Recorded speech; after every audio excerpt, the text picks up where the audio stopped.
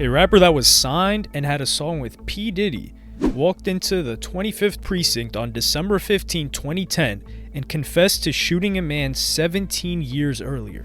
He was convicted of second-degree murder and sent to prison for 15 years to life. Travell Coleman was born on November 19, 1974, and grew up with his grandmother in the James Weldon Johnson housing projects. He grew up in the real ghetto, amongst a lot of criminal activity and the availability of drugs. He was known by the name G-Dep, short for Ghetto Dependent. He began his rapping career with Tape Kings and released 2 vinyl records in '95 and '96. Soon after, he met Sean Combs, who was already big at the time, and he signed G-Dep with Bad Boy Records for $350,000 in a 5-album deal. The next year, G-Dep appeared in 2 songs of Black Rob's debut album. He released his solo debut album for Bad Boy Records on November 20th, 2001, and it was called Child of the Ghetto.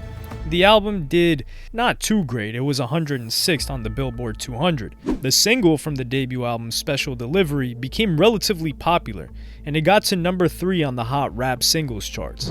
G-Dep became one of the renowned names of Bad Boy Records and brought a lot of attention to the label.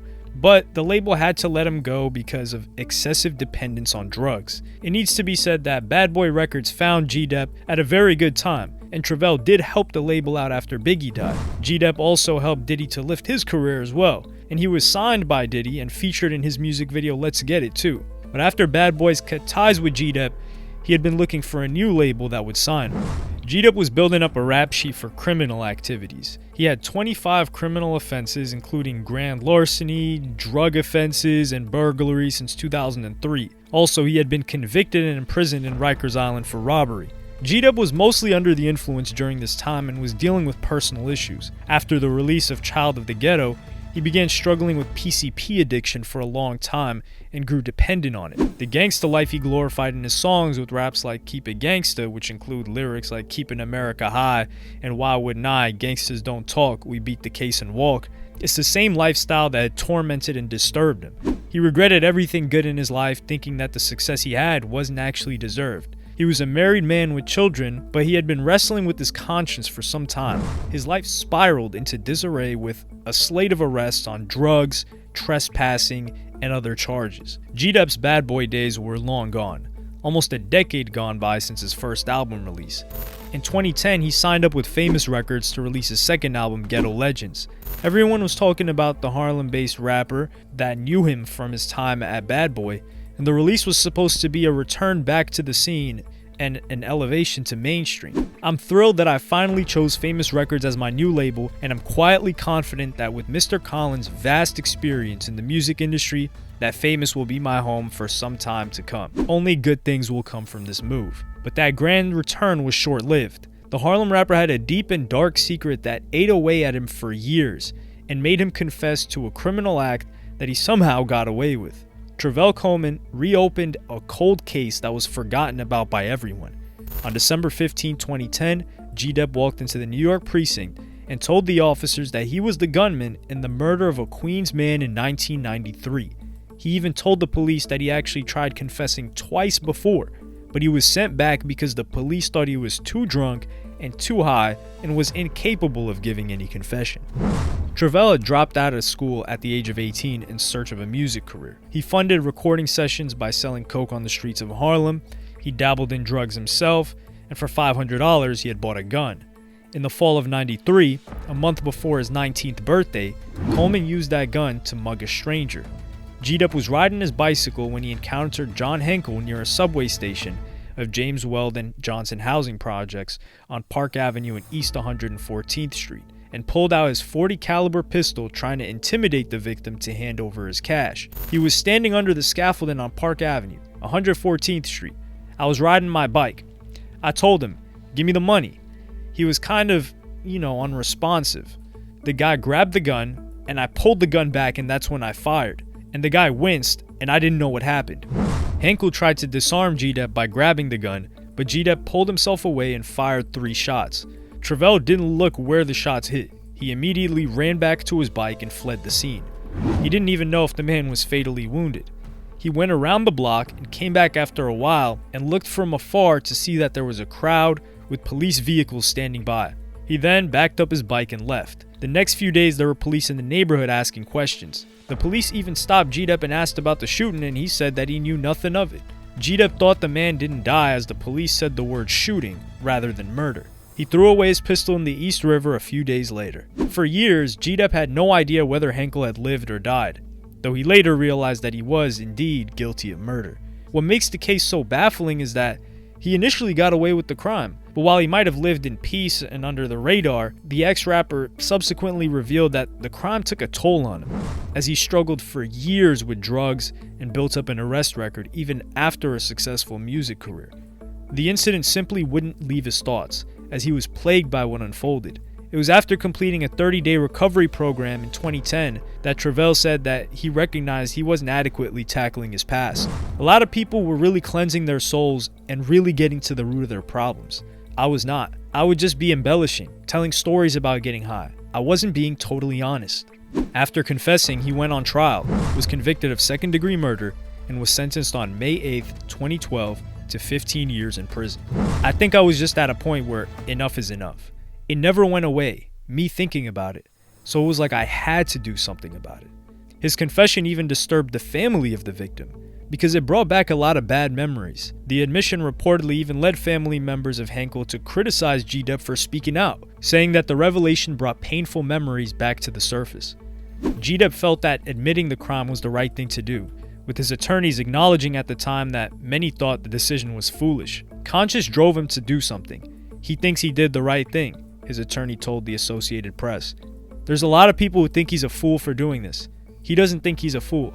He says this has been like a blessing. It saved his life. I couldn't move on and keep trying to satisfy myself if I didn't deal with that, he told XXL in a jailhouse interview.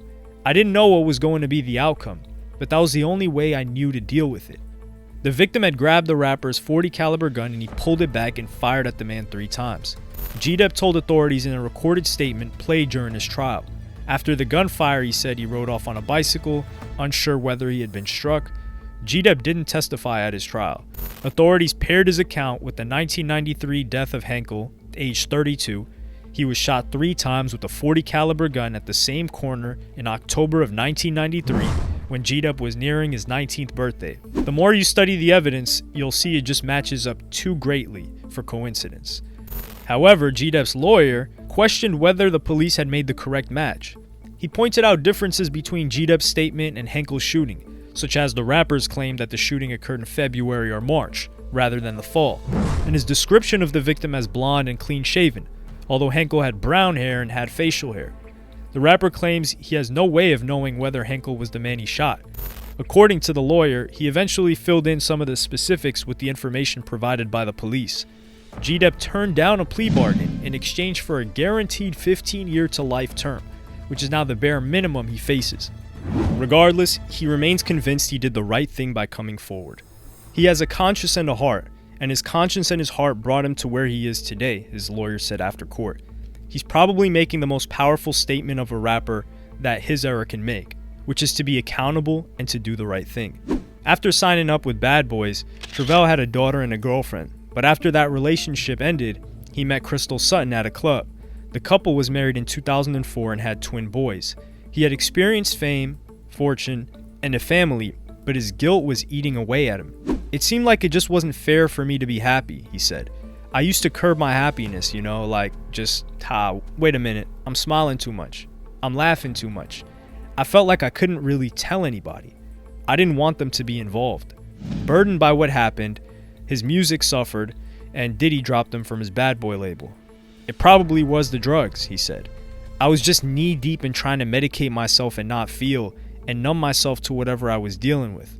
After he confessed his crime, his family was in disbelief. I was like, no, that's not Travell. That's not even in his character to do that. He's a kind, loving person.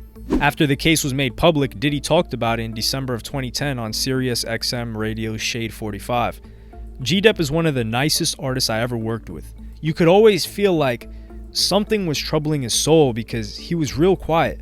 But he's the type of guy who wouldn't hurt a fly. He did the right thing and manned up to it. But my prayers go out to him.